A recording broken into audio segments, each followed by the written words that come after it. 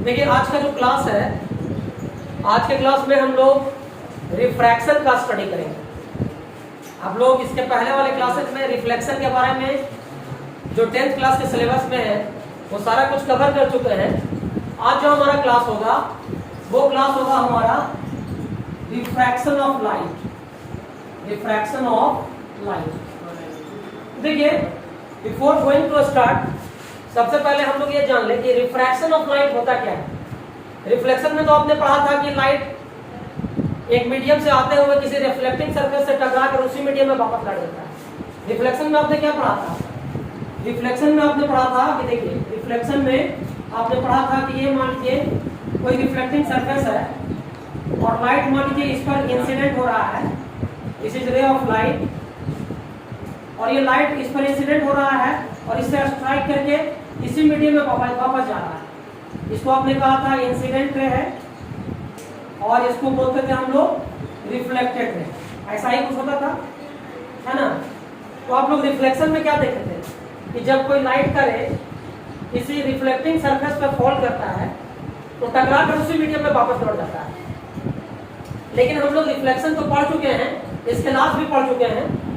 अब हम लोग को पढ़ना है रिफ्रैक्शन। तो रिफ्रैक्शन में क्या होता है ना कि लाइट एक ट्रांसपेरेंट मीडियम से दूसरे ट्रांसपेरेंट मीडियम में जब जाता है तो वो अपने एक्चुअल स्ट्रेट लाइन पाथ से बेंड कर जाता है। जैसे देखिए यहाँ पर रिफ्रैक्शन को आप लोग समझिएगा। मान लीजिए कि ऊपर का मीडियम है एयर और नीचे का मीडियम है वाटर, ठीक है? ये आपका नीचे का जो मीडियम है वो क्या है? वाटर है।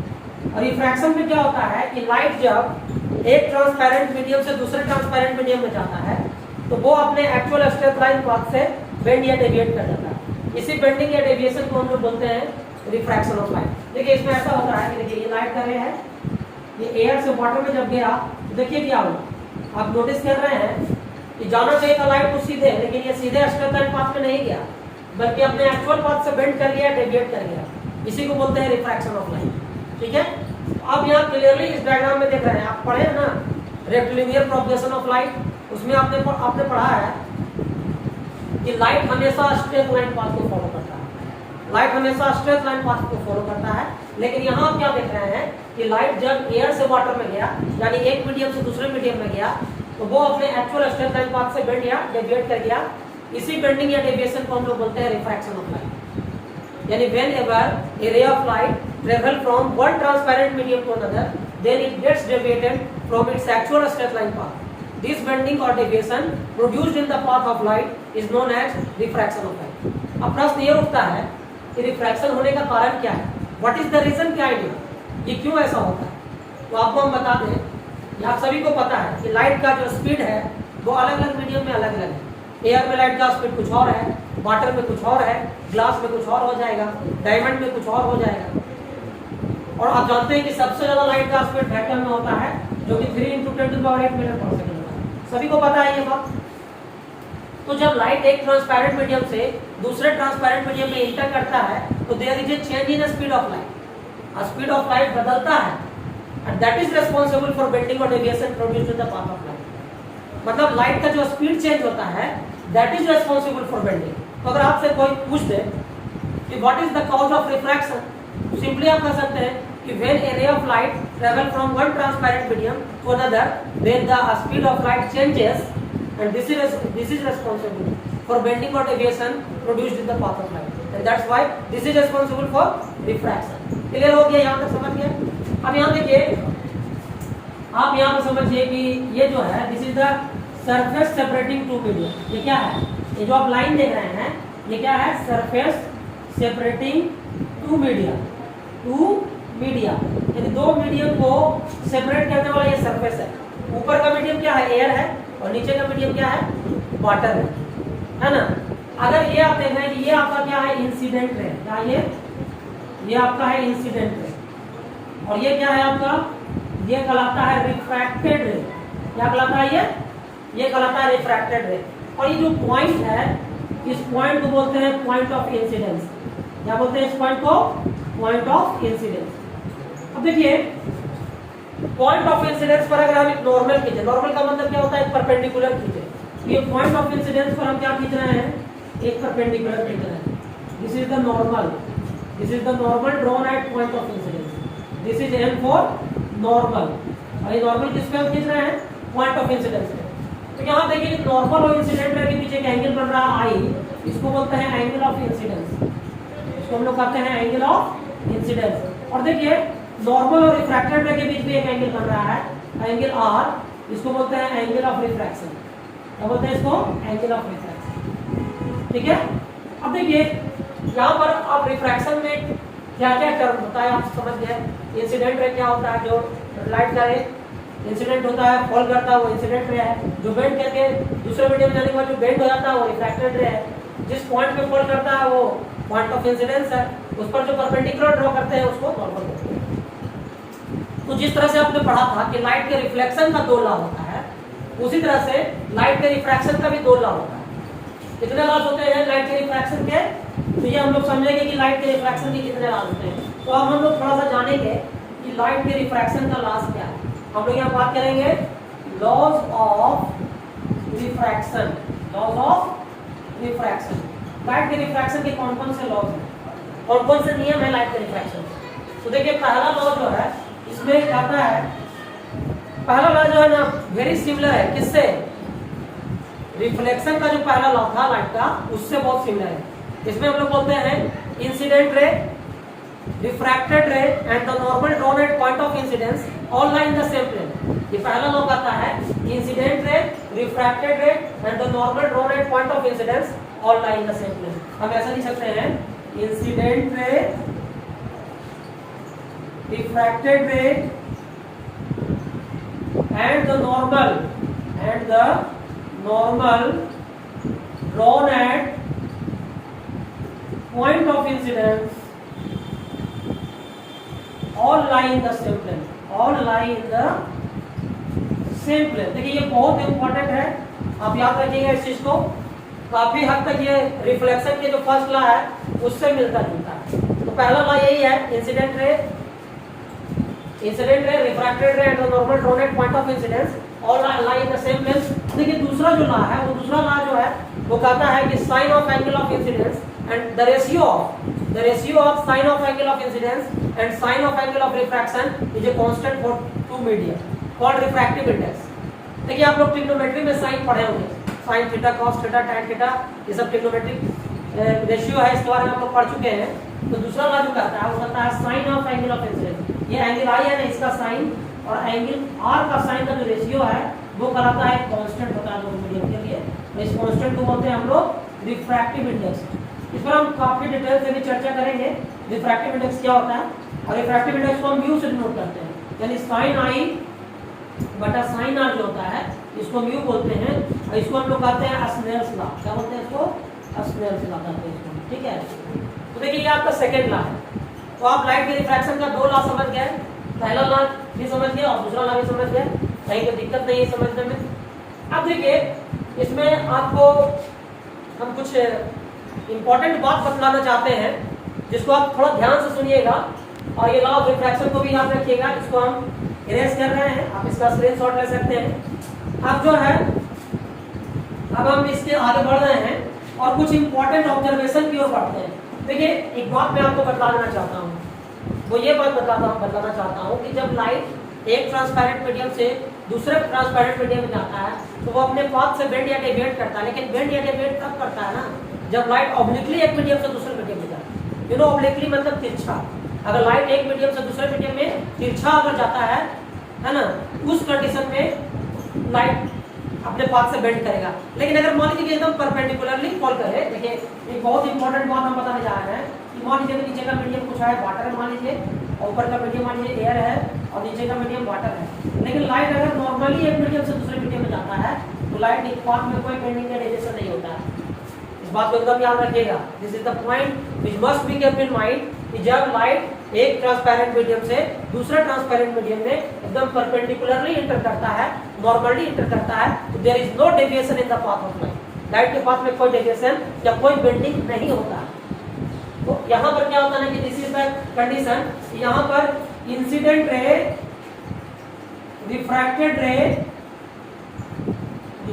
रे और नॉर्मल, ये तीनों पता है कोइंसाइड कर जाते हैं। ये तीनों क्या करते हैं, कोइंसाइड कर जाते हैं, यानी इंसिडेंट रे, रिफ्रैक्टेड रे और नॉर्मल, ये तीनों एक ही लाइन होते हैं, कोइंसाइड कर जाते हैं। इसलिए यहाँ पर कोई एंगल ही नहीं बनता है, ना एंगल आई बनता है, ना एंगल आर बनता है, तो आई बराबर आर बराबर 0 डिग्री बनता है। This is the very important condition which must be kept in mind. तो ये क्लियर हो गया। अब देखिए, ये इंपॉर्टेंट ऑब्जर्वेशन जानने के बाद मैं आपको बतलाना चाहूंगा कुछ और बातों के बारे में। देखिए, हम यहाँ पर बात करते हैं, देखिए यहाँ पर टर्म आ रहा है रेयर मीडियम और डेंसर मीडियम, रेयर मीडियम और डेंसर मीडियम। अब देखिए यहाँ पे रेयर मीडियम क्या होता है, डेंसर मीडियम क्या होता है, आप इसको समझना है कि रेयर मीडियम क्या होता है और डेंसर मीडियम क्या होता है ना। तो देखिए, दो मीडियम के बीच अगर हम कंपेयर करते हैं, दो मीडियम के बीच में हम एक तुलना करते हैं, एक कंपैरिजन करते हैं, तो जिस मीडियम में लाइट फास्टर स्पीड से ट्रेवल करता है वो रेयर होगा, जिसमें लाइट स्लोअर स्पीड से ट्रेवल करता है वो डेंसर होगा। मतलब रेयर मीडियम में लाइट का स्पीड क्या होगा, रेयर मीडियम में लाइट का स्पीड फास्टर होगा, डेंसर मीडियम में लाइट का स्पीड क्या होगा, स्लोअर होगा। ठीक है, तो रेयर मीडियम एक ऐसा मीडियम है जिसमें लाइट ज्यादा फास्ट स्पीड से ट्रेवल करता है, डेंसर मीडियम में लाइट का स्पीड कम होता है। एक बात तो ये। दूसरा बात सुन लीजिए, जो रेयर मीडियम होता है उसका ऑप्टिकल डेंसिटी लो होता है, डेंसर मीडियम का ऑप्टिकल डेंसिटी ज्यादा होता है। देखिए, नाम से ये स्पष्ट है, डेंसर मतलब ज्यादा डेंसिटी। याद रखिएगा कि रेयर मीडियम का ऑप्टिकल डेंसिटी कम होता है और डेंसर मीडियम का ऑप्टिकल डेंसिटी ज्यादा होता है। दो बातें सीख ली आप लोग। और तीसरा बात भी सुन लीजिए, अभी हम रिफ्रैक्टिव इंडेक्स का जिक्र किए थे और आगे इसका जिक्र हम बहुत डिटेल से करने वाले हैं। आप एक बात अभी ऐसा समझ लीजिए कि जो रेयर मीडियम होता है उसका रिफ्रैक्टिव इंडेक्स कम होता है और डेंसर मीडियम का रिफ्रैक्टिव इंडेक्स ज्यादा होता है। तो देखिए, हम यहाँ पर अगर हम रेयर के बीच में, रेयर मीडियम और डेंसर मीडियम के बीच एक कंपैरिजन करें तो देखिए इसमें क्या कह सकते हैं हम लोग कि रेयर मीडियम में क्या होता है, speed of light is more, speed of light इसमें क्या है, ज्यादा है, और speed of light is less. देखिए, रेयर मीडियम में लाइट का स्पीड ज्यादा है, डेंसर मीडियम में लाइट का स्पीड कम है, और इसमें क्या आएंगे, less optical density, less optical density ये कहेंगे हम लोग। और इसमें कहेंगे, इसमें होगा मोर ऑप्टिकल डेंसिटी, मोर ऑप्टिकल डेंसिटी। एक बात तो ये बोलेंगे। और तीसरा हम लोग बोलेंगे कि इसका less value of refractive index, less value of refractive index. और इसमें हम लोग बोलेंगे more value of refractive index, more value of refractive index. देखिए, ये बातें आपको एकदम दिमाग में रखना है, कॉन्सेप्ट को एकदम क्रिस्टल क्लियर करना, ये बात को आप समझिएगा। अब देखिए, अब मैं आपको कुछ मीडियम के बीच कंपेयर कर रहा हूं। जैसे मान लीजिए कि एयर और वाटर दो मीडियम है। अगर हम लोग कंपैरिजन करते हैं एयर और वाटर के बीच, तो आपको पता है एयर जो है वो रेयर होगा और वाटर होगा denser, R for rare and D for denser. तो अगर एयर और वाटर में कंपैरिजन करेंगे तो एयर होगा रेयर और वाटर होगा डेंसर। अगर हम वाटर और ग्लास में कंपेयर करें, अगर हम लोग वाटर और ग्लास में कंपेयर करें तो वाटर होगा आपका रेयर और ग्लास हो जाएगा डेंसर। फिर समझ रहे बात को। अगर हम ग्लास और डायमंड के बीच कंपेयर करें, ग्लास और डायमंड के बीच, तो पता है ग्लास हो जाएगा आपका रेयर और डायमंड हो जाएगा डेंसर।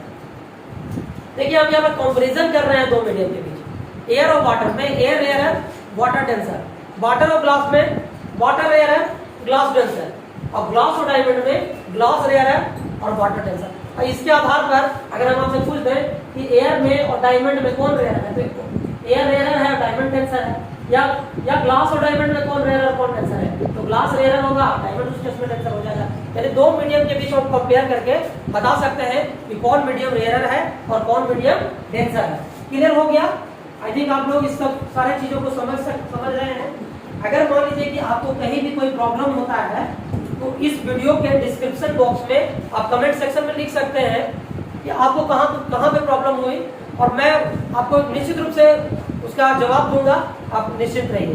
अब देखिए, हम आगे बढ़ते हैं इसमें, और आगे बढ़ने के बाद हम देखते हैं कुछ ऑब्जर्वेशंस जो कि इस चैप्टर में बहुत मायने रखते हैं, इंपॉर्टेंस रखते हैं। देखिए अब जो हम लोग पढ़ने जा रहे हैं, क्या होगा जब लाइट रेयर मीडियम से डेंसर मीडियम में जाएगा, और क्या होगा जब लाइट डेंसर मीडियम से रेयर मीडियम में जाएगा। तो देखिए पहला हम कंडीशन बता रहे हैं कि light travel from rare to denser. देखिए पहला सिचुएशन ये है कि हमारा जो लाइट है वो रेयर मीडियम से डेंसर मीडियम में जा रहा है।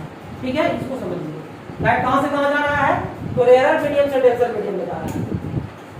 लाइट अगर रेयर मीडियम से डेंसर मीडियम में जा रहा है तो आप देखिएगा इसमें कि ऊपर का मीडियम मान लीजिए है एयर, ऊपर का मीडियम एयर मान लीजिए, और नीचे का मीडियम मान लीजिए वाटर है।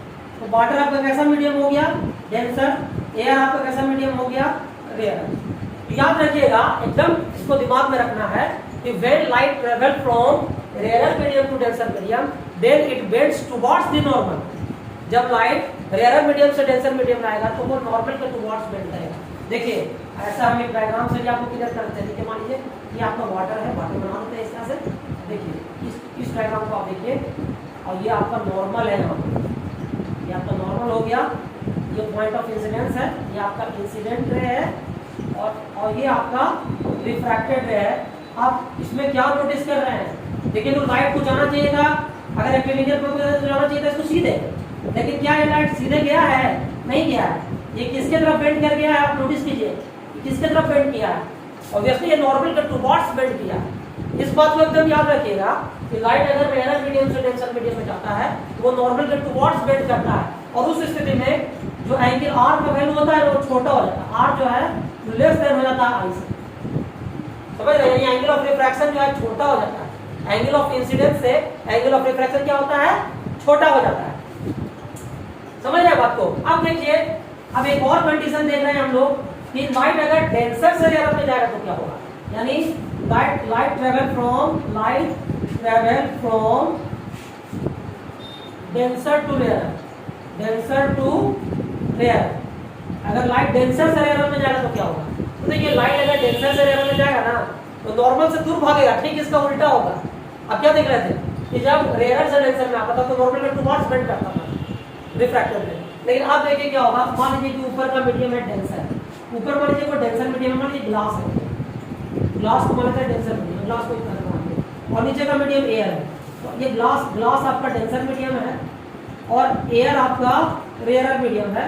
तो लाइट अगर डेंसर से रेयर में जाएगा तो देखिए क्या होगा, इस तरह से रे आया, अब देखिए कहाँ भाग रहा है, अब देख रहे हैं कि ये दूर भाग रहा है, ये जो रे है क्या हो रहा है, दूर भाग रहा है। इसमें आप देखिए क्या देख रहे हैं कि ये आपका मान लीजिए नॉर्मल है, आप क्या नोटिस कर रहे हैं इसमें, दिस इज आपका normal, this is incident ray and this is refracted रे। आप देखिए कि रिफ्रैक्टेड रे जिसको जाना चाहिए था एकदम सीधे, वो नॉर्मल से दूर भाग रहा है, यानी उस स्थिति में आप क्या देख रहे हैं, ये जो आर है, ये आर का वैल्यू ग्रेटर है आई से, यानी एंगल ऑफ रिफ्रैक्शन आर जो है यहाँ पे बड़ा हो गया, किससे, एंगल ऑफ इंसिडेंस आई से। तो these are the two important observations which must be kept in mind. ये दो ऑब्जर्वेशन जो मैं आपको बतला रहा हूँ ये आपको दिमाग में एकदम रख लेना है। और एक बात मैंने ये भी बताया आपको कि जब लाइट नॉर्मली एक मीडियम से दूसरे मीडियम में परपेंडिकुलरली इंटर करेगा तब उसके पाथ में कोई बेंडिंग या डेविएशन नहीं होगा।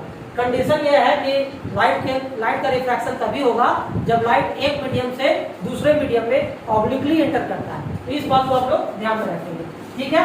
आई थिंक कि आप लोग को ये सारा जो मैं बता रहा हूँ ये क्लियर ही हो रहा होगा।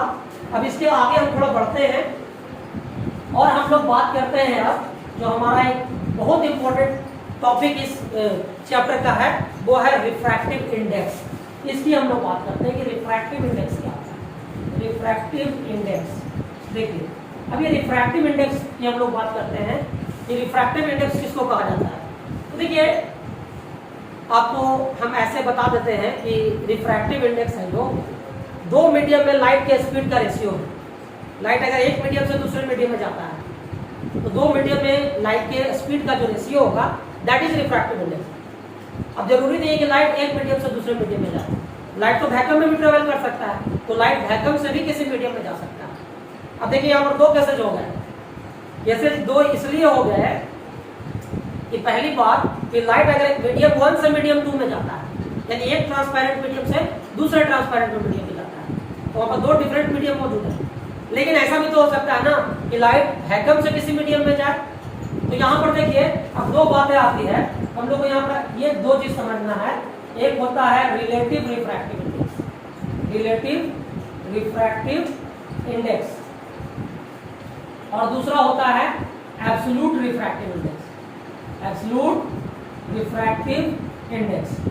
ठीक है, तो दो तरह का रिफ्रैक्टिव इंडेक्स होता है आपका, एक होता है रिलेटिव रिफ्रैक्टिव इंडेक्स और दूसरा होता है एब्सोल्यूट रिफ्रैक्टिव इंडेक्स। अब इसके बारे में आपको समझना है। मैंने क्या बताया अभी आप लोगों को, मैंने ये बताया कि लाइट का जो दो मीडियम या स्पीड का रेशियो होता है, या वैक्यूम और किसी मीडियम या स्पीड का जो रेशियो होता है लाइट का, वो होता है रिफ्रैक्टिव इंडेक्स। और रिफ्रैक्टिव इंडेक्स एक और काम करता है, पता है क्या?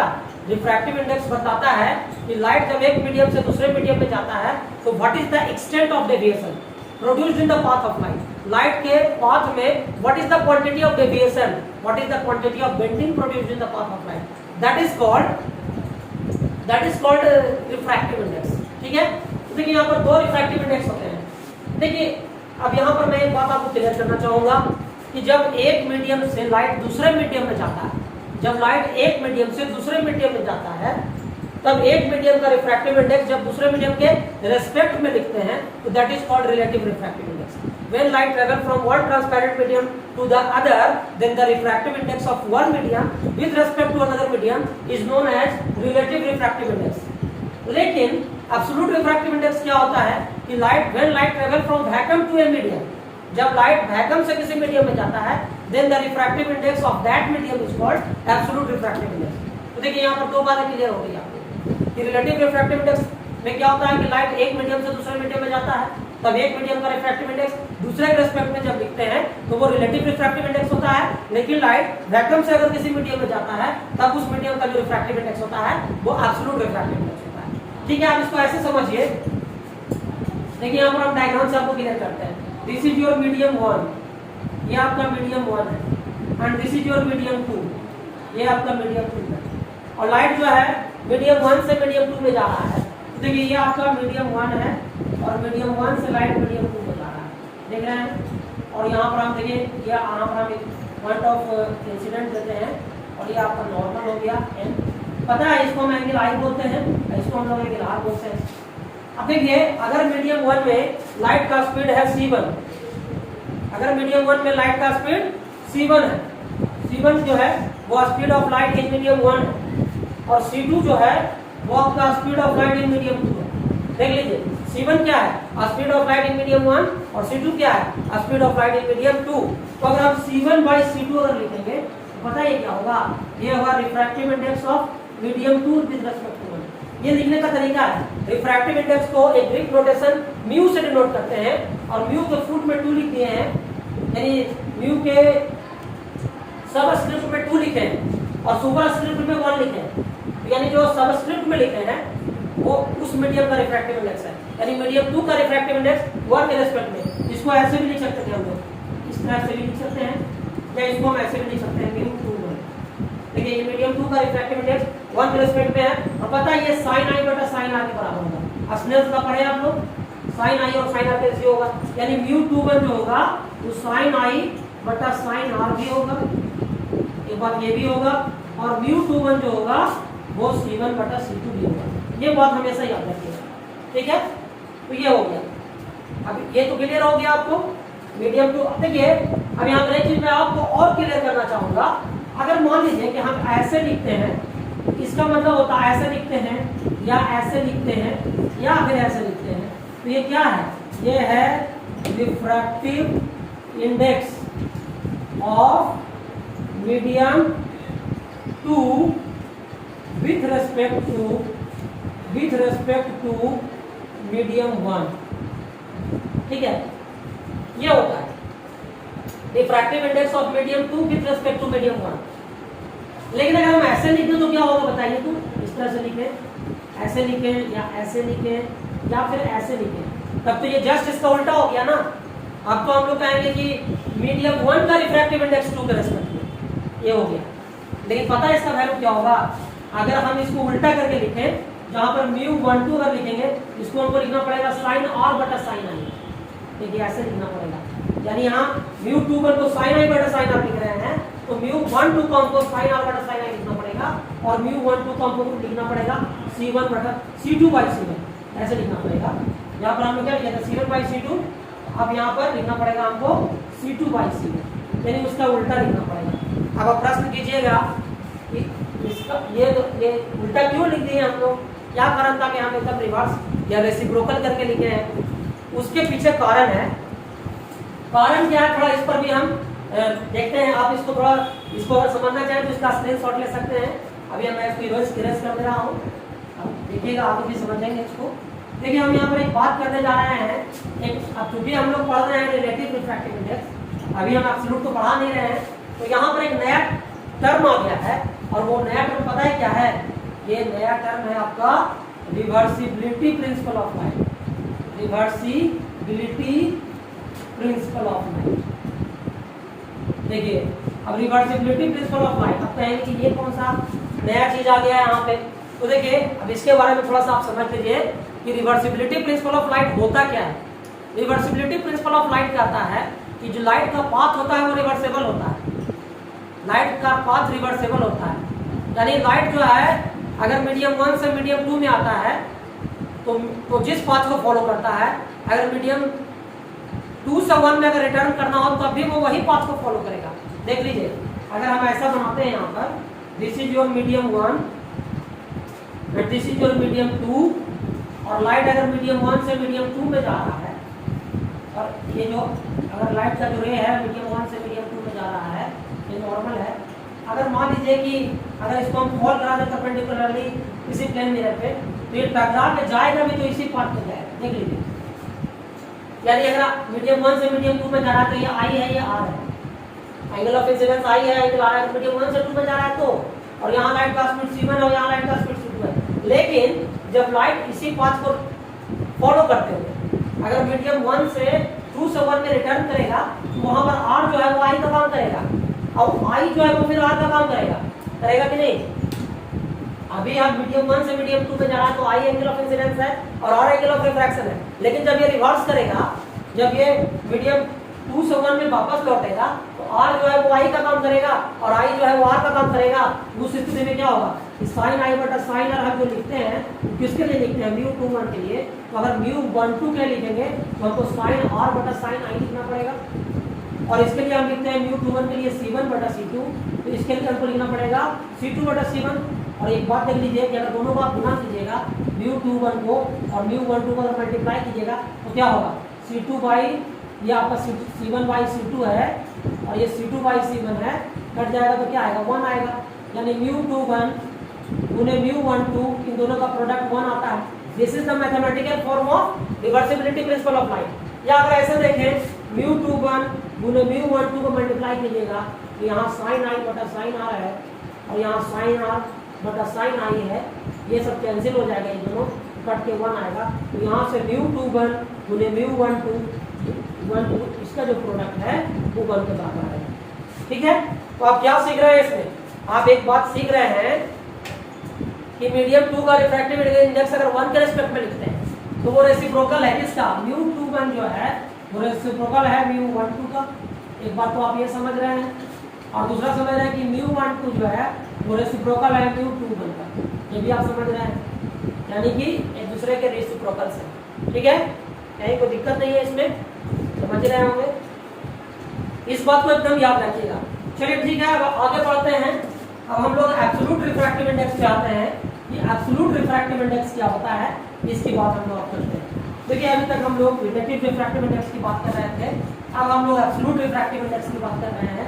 तो एब्सोल्यूट रिफ्रैक्टिव इंडेक्स में क्या होता है कि लाइट अगर वैक्यूम से किसी मीडियम में जाता है, जैसे देखिए ये ऊपर में हम मानते हैं कि बनाते हैं दिस इज वैक्यूम। वैक्यूम मतलब क्या, वैक्यूम मतलब नो मीडियम, जीरो मीडियम, कोई मीडियम है ही नहीं। आपको पता है कि लाइट को बिना मीडियम के भी ट्रेवल कर सकता है, क्योंकि लाइट जो है वो इलेक्ट्रोमैग्नेटिक वेव है और इलेक्ट्रोमैग्नेटिक वेव के लिए मीडियम का कोई जरूरत नहीं है। मीडियम रहेगा तब भी ट्रेवल करेगा, मीडियम नहीं रहेगा तब भी ट्रेवल करेगा। तो मान लीजिए ऊपर में वैक्यूम है और नीचे में कोई मीडियम है, नीचे में कोई मीडियम है, मीडियम को एम मान लेते हैं, चलिए एम मान लेते हैं, या कुछ नहीं मान सकते। और लाइट अगर एक मीडियम से दूसरे मीडियम में, वैक्यूम से मीडियम में गया, देखिए लाइट अगर वैक्यूम से मीडियम में गया तो ये आपका पॉइंट ऑफ इंसिडेंस है, ये नॉर्मल है, ये एंगल आई है और ये एंगल आर है। मान लेते हैं कि वैक्यूम में लाइट का स्पीड c है, c का वैल्यू कितना होता है 3 × 10⁸ मीटर पर सेकेंड होता है। और इसमें लाइट का स्पीड मान लीजिए cm है, मीडियम m में लाइट का स्पीड क्या है cm, m फॉर मीडियम। तो अगर वैक्यूम में लाइट का स्पीड c है और मीडियम में लाइट का स्पीड cm है, तो हम इसको लिख सकते हैं μm, मीडियम m का रिफ्रैक्टिव इंडेक्स किसके रेस्पेक्ट में, ऊपर कुछ लिखा ही नहीं है क्योंकि ऊपर में कोई मीडियम है ही नहीं, यानी वैक्यूम के रेस्पेक्ट में। और अगर m नहीं भी लिखे तो खाली म्यू भी लिखेंगे तो अंडरस्टूड है कि वैक्यूम से लाइट मीडियम में जा रहा है, तो मीडियम तो एक ही हुआ है ना, तो ये मीडियम का एब्सोल्यूट रिफ्रैक्टिव इंडेक्स है। और इसका वैल्यू जो है म्यू का वैल्यू जो है हम sin i बटा sin r तो लिखेंगे, समझ रहे हैं आपको। तो यहाँ पर मीडियम का m का रिफ्रैक्टिव इंडेक्स अगर निकालना है, एब्सोल्यूट रिफ्रैक्टिव इंडेक्स, और वैक्यूम से लाइट मीडियम m में गया है, वो किसके बराबर होगा, speed of light in vacuum by speed of light in medium m। देखिए आपको आपके एनसीईआरटी टेक्स्ट बुक में आप देखिएगा कि डेटा प्रोवाइड किया गया है रिफ्रैक्टिव इंडेक्स के लिए। इसमें लिखा हुआ है कि एयर का रिफ्रैक्टिव इंडेक्स इतना है, वाटर का इतना है, ग्लास का इतना है, डायमंड का इतना है, ग्राउंड ग्लास का इतना है, फ्लिंट ग्लास का इतना है, तो ये पेट्रोल का इतना है, केरोसिन का इतना है। तो ये जितना भी वैल्यू लिखा हुआ होता है ना बुक में, जो डेटा दिया हुआ रहता है, वो सारा डेटा आपको एब्सोल्यूट के लिए दिया रहता है, रिलेटिव के लिए नहीं रहता। ठीक है, तो आई थिंक कि आप लोग यहाँ तक तो समझ ही गए होंगे। क्या किसी को कोई प्रॉब्लम तो हो नहीं रहा होगा इसमें? अगर प्रॉब्लम होगा कहीं पे, इस वीडियो के डिस्क्रिप्शन बॉक्स में आप निश्चित रूप से जब ध्यान से इस वीडियो को देखेंगे, कहीं पे अगर प्रॉब्लम होगा तो आप उसको पूछ सकते हैं। ठीक है, चलिए अब जो है हम आगे बढ़ते हैं और अब हम लोग बात करते हैं कि रिलेटिव रिफ्रैक्टिव इंडेक्स और एब्सोल्यूट रिफ्रैक्टिव इंडेक्स में कोई रिलेशन है क्या। हम लोग रिलेटिव रिफ्रैक्टिव इंडेक्स और एब्सोल्यूट रिफ्रैक्टिव इंडेक्स को रिलेट कर सकते हैं क्या, है ना। तो हम लोग कैसे रिलेट करेंगे इस चीज को समझिए। देखिए हम यहाँ पर बता रहे हैं relation between relative refractive index and absolute refractive index. देखिए यहाँ पर हम लोग बात कर रहे हैं कि क्या रिलेशन होता है रिलेटिव रिफ्रैक्टिव इंडेक्स और एब्सोल्यूट रिफ्रैक्टिव इंडेक्स के बीच, इसको आप लोग समझिए।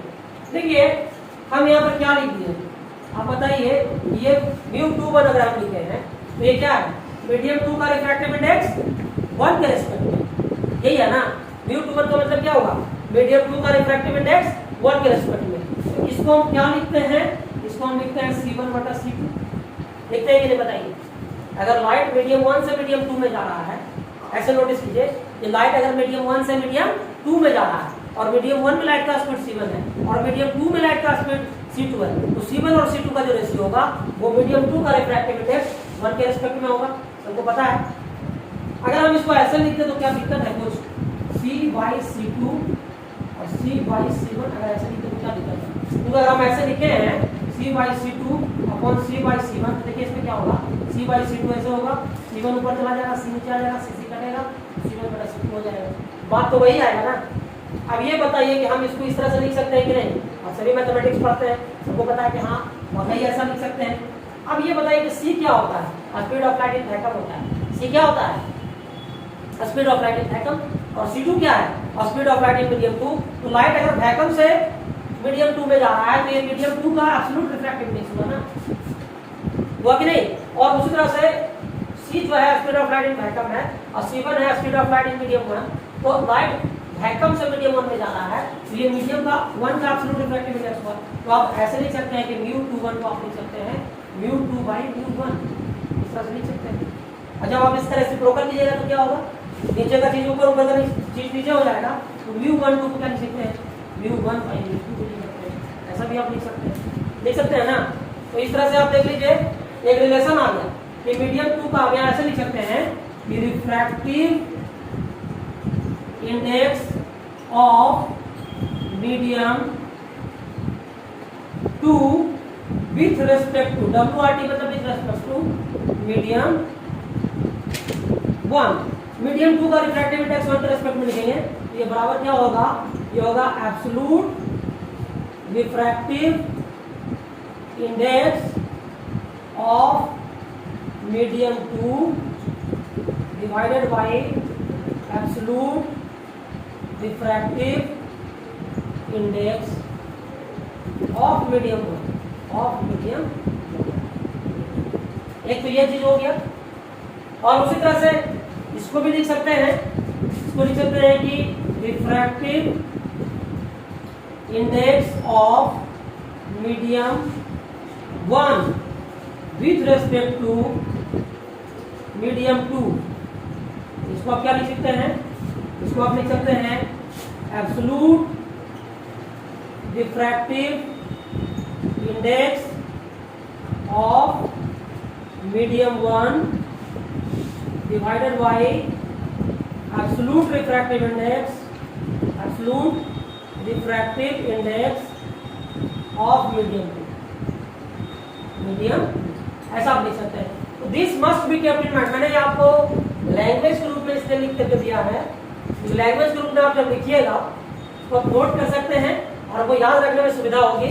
हो सकता है कि सिंबॉलिकली अगर हम लिखे हैं वो आपको आप भूल जाए, इसलिए हम इसको लैंग्वेज के रूप में एक्सप्रेस कर दिए हैं ताकि आप इसको भूले नहीं। आप इसका स्क्रीनशॉट ले सकते हैं, आपके लिए बहुत ही हेल्पफुल होगा। ठीक है, तो आई थिंक आज की क्लास में मैंने अब तक जो भी पढ़ाया है वो आप लोग समझ चुके होंगे।